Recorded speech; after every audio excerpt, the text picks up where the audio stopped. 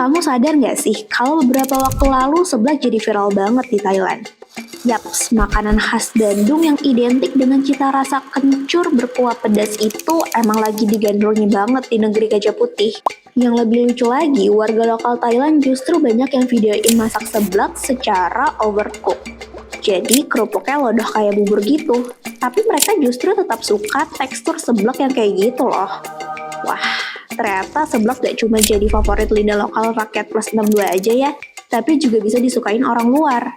So, itu artinya seblak punya potensi besar banget buat dikenal lebih luas secara global. Tapi pertanyaannya, gimana sih caranya biar seblak gak cuma viral saat?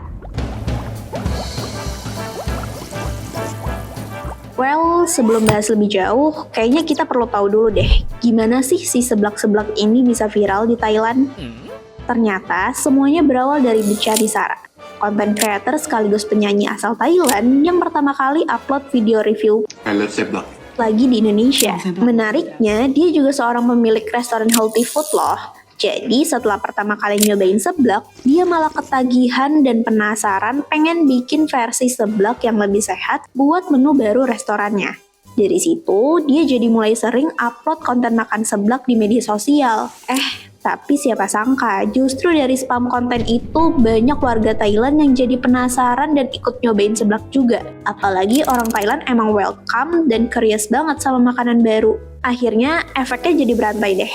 Mulai dari satu video viral dari Bichani Sara, bikin seblak jadi tren di antara warga lokal Thailand. Sampai bikin konten creator lain di sana juga ikut mukbang, review, hingga berburu dan borong seblak instan di minimarket. Seblak itu punya rasa yang cukup nyentrik ya, yaitu pedas, gurih, kenyal, dan punya aroma kencur yang kuat. Kombinasi unik itu yang bikin orang Thailand ketagihan, karena secara taste, mereka juga terbiasa dengan makanan yang pedas dan berkarakter kuat. Sebenarnya viralnya seblak di Thailand juga kasih kita berapa warning penting nih. Pertama, zaman sekarang konten digital tuh udah jadi senjata utama buat ngenalin identitas kuliner lokal kita ke dunia. Real kan?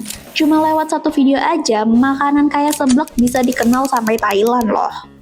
Kedua, seblak yang pernah dihina secara keji sebagai makanan sampah oleh rakyat kita sendiri justru sekarang punya power yang kuat untuk jadi kebanggaan di luar negeri. Karena ternyata rasa unik seblak yang pedas, gurih, dan berani itu justru disukai orang luar yang emang terbuka sama cita rasa baru. Jadi sama kayak musik dangdut, unsur tradisional kita tuh jangan direndahin, apalagi dianggap kampungan. Karena dengan ciri khas dan bantuan media sosial, budaya lokal yang kita anggap biasa aja bisa jadi kekuatan soft power yang besar banget. Tapi, jangan seneng dulu. Viral itu baru langkah awal. Masalahnya, setelah viral, kita sering stuck di situ-situ aja. Gak punya follow up, apalagi strategi promosi kuliner jangka panjang untuk pertahanin hype-nya. Ingat rawon yang dulu sempat viral di Paris dari nobatin sebagai sup terenak dunia versi Taste Atlas? Sekarang hype-nya udah gak kedengeran lagi kan?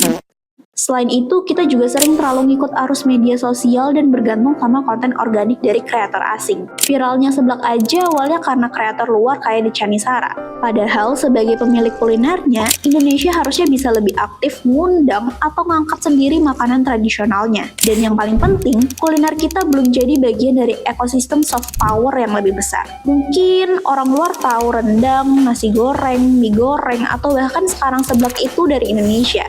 Tapi jarang yang ngerti konteks budayanya. Ujung-ujungnya, akhirnya kuliner kita cuma dianggap makanan enak dan bukan bagian dari identitas bangsa yang lebih besar. Ya, kalau mau diambil contoh buat belajar, sebenarnya banyak banget sih. Lihat aja Thai tea. Hype-nya bisa bertahan sampai sekarang bukan cuma karena rasanya yang enak loh, tapi karena ada strategi di baliknya juga. Mulai dari strategi pemasaran yang oke, dukungan konten creator dan influencer lokal, sampai peran pemerintahnya sendiri. FYI, Thai tea rata-rata selalu dijual dengan harga murah, jadi semua orang bisa coba. Sementara seblak setelah viral di Thailand justru diekspor dengan harga mahal, bisa sampai Rp130.000 per porsi. Selain itu, promosi Thai tea juga konsisten banget di media sosial. Konten kreator lokal terus review varian baru atau update menu Thai tea, sehingga tren minum atau cobain makanan rasa Thai tea jadi nggak pernah mati. Dan yang paling penting, pemerintah Thailand juga punya program diplomasi gastronomi bernama Thai Select. semacam sertifikasi resmi untuk restoran Thailand di seluruh dunia. Dari situ, orang bisa tahu mana restoran dengan rasa Thai tea yang otentik langsung dari daftar kurasi pemerintahnya. Hal yang sama juga dilakukan Korea Selatan. Bahkan dengan strategi diplomasi yang lebih soft selling banget. Mereka sukses banget menjual makanan tradisionalnya lewat kekuatan industri kreatif. Mulai dari drama, kita jadi kenal ramyeon, kimchi, tteokbokki, atau bahkan yang baru-baru ini viral, Pajon dari drama Bon Appetit Your Majesty, bukan dari iklan, tapi dari cerita dan visual yang bikin penasaran.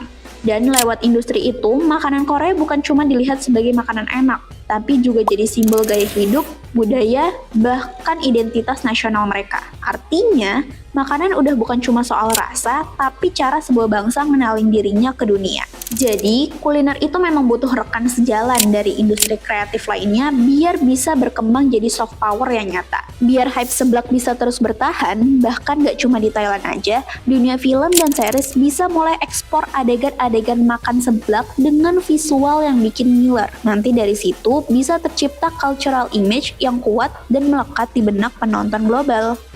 Animasi dan webtoon juga bisa ikut berperan, misalnya dengan ngangkat cerita rakyat atau kehidupan sehari-hari yang menampilkan makanan khas Indonesia, biar pembaca mancanegara makin penasaran dan pengen nyoba. Musik juga nggak kalah penting, lewat lirik, klip, atau bahkan lifestyle para musisinya, unsur kuliner bisa jadi bagian dari pop culture yang seru dan relatable. Dan terakhir, di era digital kayak sekarang, konten creator di TikTok, YouTube, dan Instagram tuh jadi key point banget. Lewat mereka, budaya kita bisa viral lebih cepat. Konten kayak mukbang seblak, review kuliner, atau eksplorasi makanan daerah bisa jadi cara paling efektif juga buat ngenalin kuliner Indonesia ke mata dunia. Jadi kalau mau diringkas nih ya, PR Indonesia itu masih banyak banget. Kayak masih butuh strategi diplomasi kuliner jangka panjang. Mulai dari memastikan ada menu standar di restoran Indonesia di luar negeri, mengirim delegasi ke festival kuliner internasional, sampai memfasilitasi branding kuliner lokal di panggung global. Selain itu, kolaborasi kreatif lintas industri juga penting banget supaya kuliner bisa jadi bagian dari narasi budaya Indonesia yang lebih luas. Tapi tentu semua itu harus disertai narasi pendukung yang kuat dan melekat biar bisa jadi bensin untuk berkesan di mata dunia. Karena kalau seblak aja bisa viral di Thailand cuma lewat video mukbang, bayangin aja dampaknya kalau kuliner Indonesia muncul secara konsisten di film, series, animasi, atau musik. Bukan hal yang mustahil kan kalau nanti narasi makanan lokal kita bisa hidup abadi dan sejajar dengan makanan tradisional Korea yang udah lebih dulu dikenal dunia. Siapa tahu kan, nextnya giliran semua orang di dunia juga ikutan asik nyeblak tengah malam.